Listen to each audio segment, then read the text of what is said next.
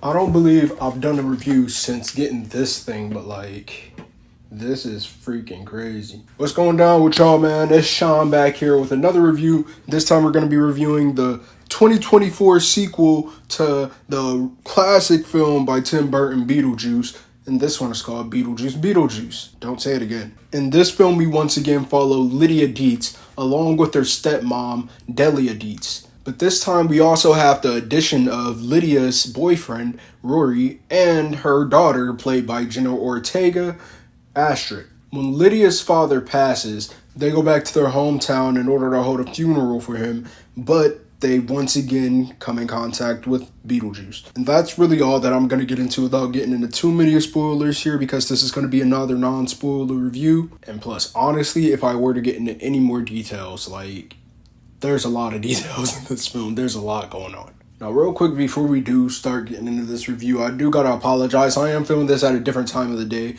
I'm filming this Thursday morning. I saw the film last night, Wednesday night. I'm filming this Thursday morning because I'm getting ready to go to Chicago, so I've been getting ready for that, and I just didn't have time to film the video last night because, you know, a lot of things going on. Didn't have time to film it last night, so I'm filming it today, and I'll get it out as soon as possible. But that's not what y'all want to hear about. I know what y'all want to hear about, so we're going to get into this like we get into it every single time, and we're going to get into some of the good, we're going to get into some of the bad, and then we are going to get into some of these stats, my guy. So, of course, we're always going to start with the former, so let's start with the good things in this film. Honestly, there's a lot of good in this film. Michael Keaton steps back into the Beetlejuice role like he never left it. Like, you almost forget how charismatic and how animated this guy can be, especially after seeing him be Batman. And that's a lot more tamed and reserved than his Beetlejuice, but, like, he is so zany and animated with this role, and it is amazing. I love it. Justin Theroux as Rory was a great addition to the film. He was hilarious. Honestly, one of the biggest sources of comedy throughout the film. Great addition to the cast. Honestly, every time you see this guy on screen, you just can expect to laugh, at least a little bit. Jenna Ortega tends to get typecast in films, and I don't know if that's something that she wants or if it's just what happens or what, but she tends to get typecast as the young girl because she looks extremely young for her age. She tends to get typecast as the young girl who usually is maybe a tad bit on a creepy side, maybe a little bit on the, darker brooding side.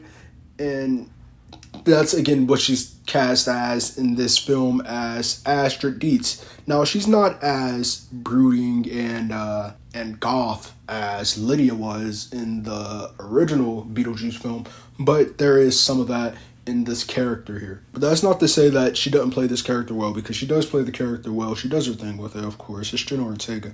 Honestly, you kind of know whenever you're watching a film with Jenna Ortega that she's gonna deliver. If you know Jenna Ortega's brand, you know her brand, and a lot of people like to use that brand in their films, and this is no different. Willem Dafoe is in this film, and he plays a character by the name of Wolf Jackson. I'm not going to get too much into his character, even though I could probably talk about it, and it's not going to be anything crazy, like anything too unexpected. You probably kind of get a lot of the gist of his character from the trailers. I'm not going to talk about what his character is or what he's doing in this film, but he is fun in this film. I loved his performance. Willem Dafoe is another actor that pretty much delivers every time you see him on that screen. And the last performance that I really want to talk about in this film is Catherine O'Hara. She is, again, just without much effort, the funniest character probably in this film. It's good to see this relationship that she's been able to build with Lydia's character over these years since the original film to this film. And honestly, it's just, she's just seamlessly a hilarious character. They also build more onto that artistic aspect of her, as they showed it in the first film, but I feel like they didn't show it as much as they did here. But I feel like they had more time to really sit with that aspect of her character in this film, and they really make that a big thing in this one. There are two other new characters in this film. One is Dolores and one is Jeremy.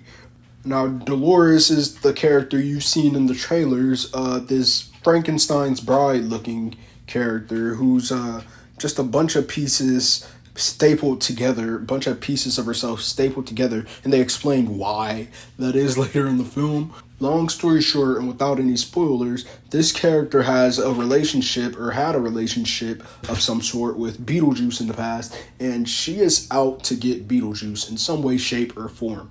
I feel like the intention of what she wants to do with Beetlejuice is kind of twisted along the way of the film. It kind of gets shifted a little bit, and it doesn't seem 100% clear. And that's another thing about this character, is that there's a lot of plots in this film, and honestly, at a point, you almost forget that Dolores is a character in this film, because there's just a lot going on here, and there. There are so many subplots in this film going on at the same time that it kind of almost gets hard to keep track of what exactly is going on, and you almost forget, oh, that character, I forgot about that guy, or I forgot about that girl, or, it kind of gets tough to, stay on track with everything that's going on when there's a lot going on here in this film.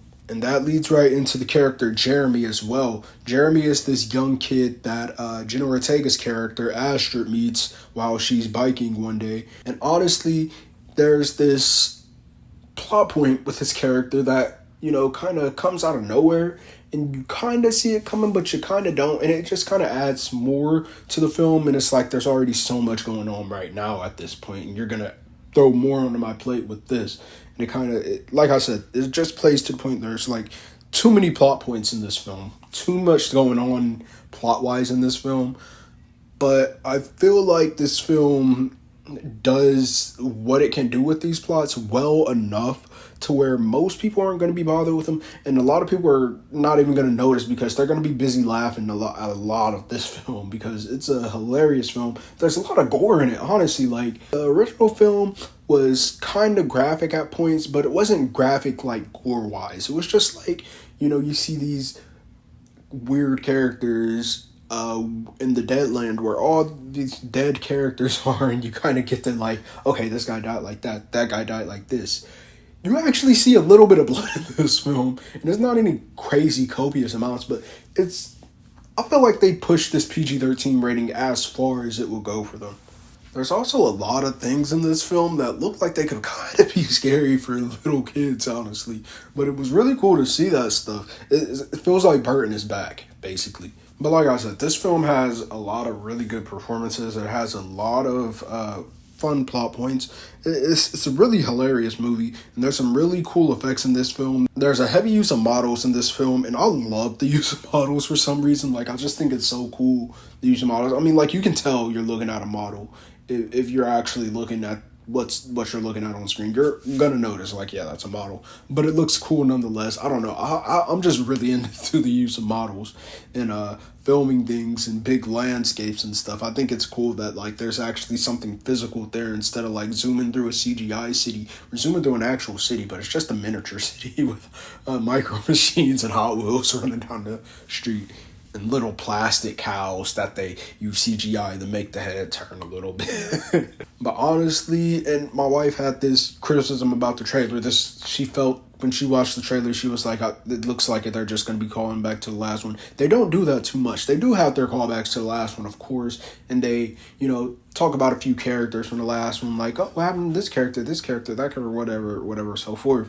But there's not a whole lot of callbacks to the original film. It's not really lying on your nostalgia more than, this is a Beetlejuice sequel. Other than that, this is honestly an original film. There's an original plot to it. It's not trying to replicate the original Beetlejuice film or anything. Of course, there are like a few plot points from the original one that like are still carried over into this one. With like Beetlejuice trying to marry somebody from the surface world in order to come back and things like that. Little things like that come back, but like that's not the focus of the film like it was in the original film. And I appreciate that, because a lot of these sequels that come out like umpteen years after the fact, they kind of just relive the greatest moments from the first one with adding just a little bit more spice to pepper it in. So with that said, I know you guys are wondering, we're going to break this thing down into the scores. So for casual moviegoers, we're going to give this film an A. For movie fans, we're going to give this film a B. And critics are going to give this film a B minus. If you're asking me, and I was straddling the fence a little bit upon initially watching this film, but I think this is one that you can go ahead and consider adding to your collection. But yeah, those are just my thoughts on Beetlejuice. I'm not going to say it again. What did you guys think? Did you have a good time? Let me know down there in those comments below. I'm going to try to see Blink Twice. Honestly, at this point, it's not happening today. I thought I could do it today. It's not happening today. I could probably see it when I get home. I got a whole week to do things when I get home. So I'm going to try to see a few films once I get home. I want to see Slingshot too. That trailer looked pretty fun. So yeah, I'll be getting that out for you guys here shortly. And I'll see you guys next time. Later.